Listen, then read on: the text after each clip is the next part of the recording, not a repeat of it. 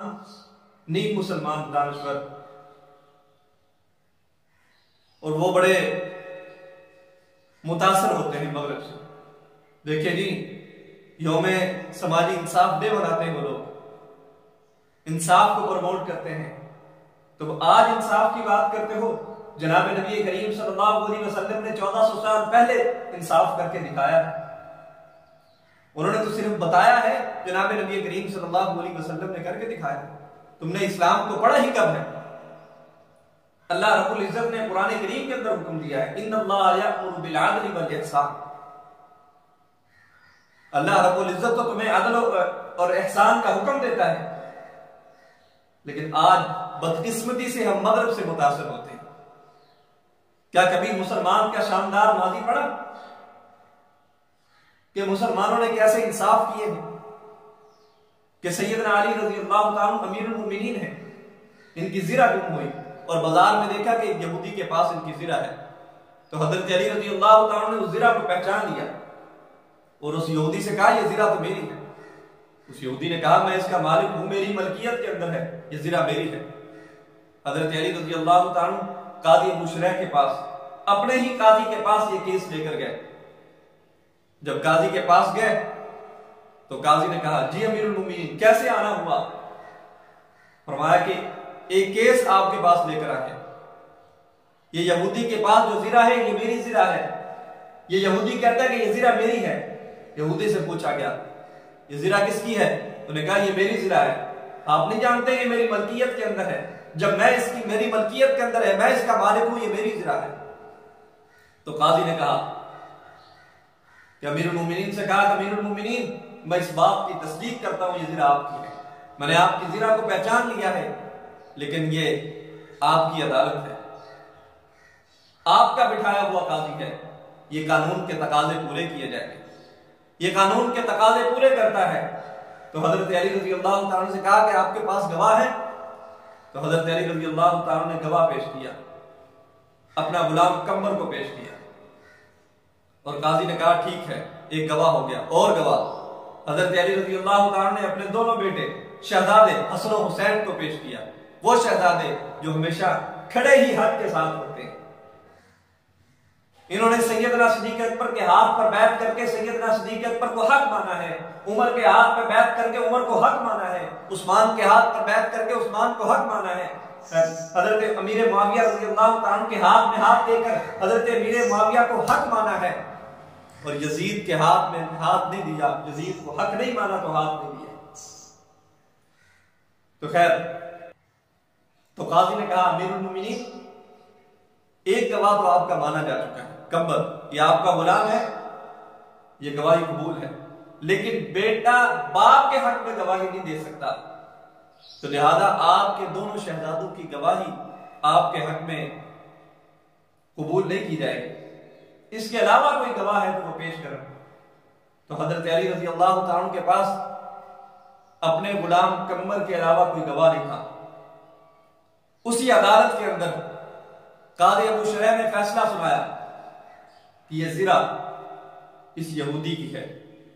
जब यहूदी ने इस मंजर को देखा कि अमीरुल मोमिनीन का बनाया हुआ काजी आज मेरे हक में फैसला करता है, कानूनी तकाज़ों को पूरा करते हुए, तो उसी वक्त उसने कहा, अमीरुल मोमिनीन, ये ज़िरा आपकी है, आप रखें, मुझे सिर्फ कलमा पढ़ा दीजिए। ये इस्लाम का शानदार माजी है।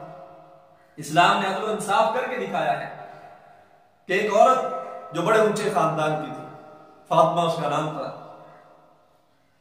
मखजूमा कबीले के साथ उसका ताल्लुक था।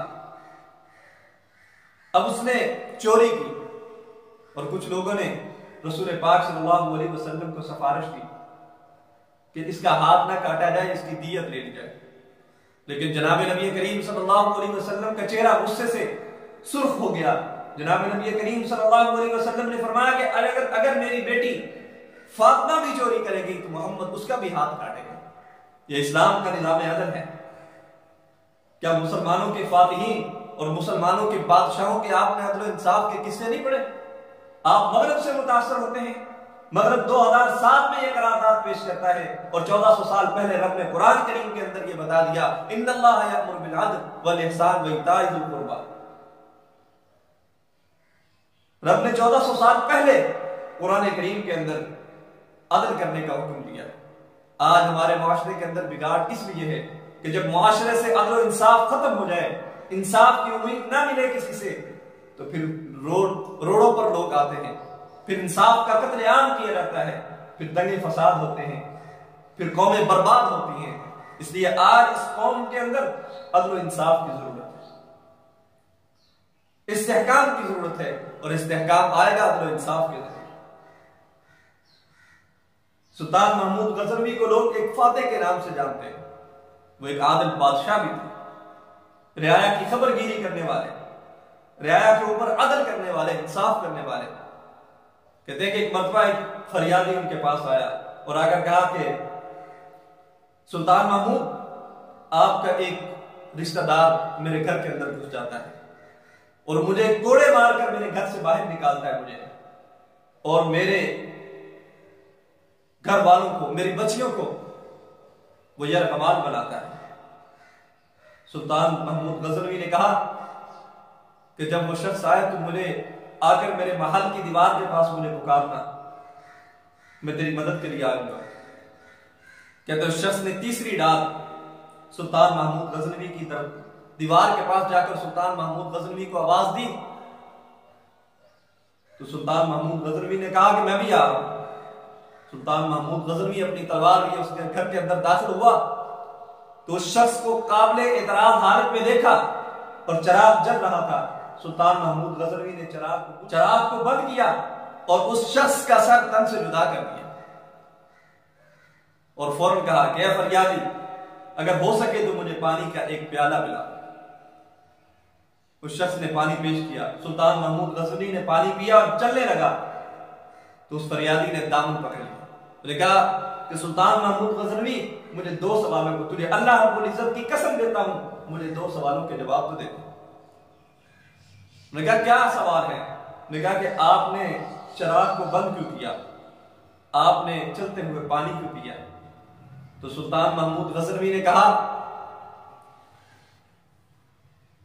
कि जिस शख्स को मैंने काबिले इतराज हालत में देखा वो मेरा सगा भांजा था, और चराग मैंने इसलिए बंद किया कि कहीं ऐसा ना हो कि भांजे की मोहब्बत में मैं अल्लाह रब्बुल इज्जत के हुक्म को तोड़ दूं, जालिम को सजा ना दूं, भांजे की मोहब्बत गालिब ना आ जाए, इसलिए मैंने चराग को बंद कर दिया। उसने कहा फिर आपने पानी उसी वक्त क्यों पिया? उन्होंने कहा कि पानी इसलिए पिया था जब से तुमने मेरी बारगाह के अंदर आकर फरियाद की थी कि आपका एक रिश्तेदार मेरे घर के अंदर दाखिल होता है, मुझे कोड़े मारकर बाहर निकालता है और मेरे बच्चों को यरगमाल बनाता है। तो उस वक्त से मैंने अपने रब के साथ ये वादा किया था, मालिक तेरे साथ ये वादा है, जब तक उस जालिम को अंजाम तक ना पहुंचा दूं, ना कुछ खाऊंगा ना पीऊंगा, इसलिए मुझे शिद्दत की प्यास लगी है, मैंने पानी पिया। इस्लाम ने यह अदल करके दिखाया, मुसलमान फातिहीन ने अदल करके दिखाया। आप मगरिब से मुतासर हैं कि अदल इंसाफ की बात करते हैं, वहां कानून की बालादस्ती है। याद रखें, कोई कानून की बालादस्ती नहीं। उनका मेरे लिए, एक मुसलमान के लिए और कानून है और अपनी कौमों के लिए और कानून है। अगर वहां कानून की बालादस्ती होती तो कभी भी इसराइल की सूरत में ये अरब के सीने पर यह खंजर ना खोपा जाता। इससे पता चला कि अपने लिए उनके कानून के ज़ाब्ते कुछ और हैं और मेरे लिए कानून के ज़ाब्ते कुछ और हैं। आज पूरी दुनिया के अंदर ये डंडोरा पीटा जाता है कि इंसानी हुकूक। क्या उनको डॉक्टर आफिया सिद्दीकी जो अमेरिका की जेल के अंदर पड़ी है, क्या उनके हुकूक उनको नजर नहीं आते? वहां इंसाफ के तकाजे कुछ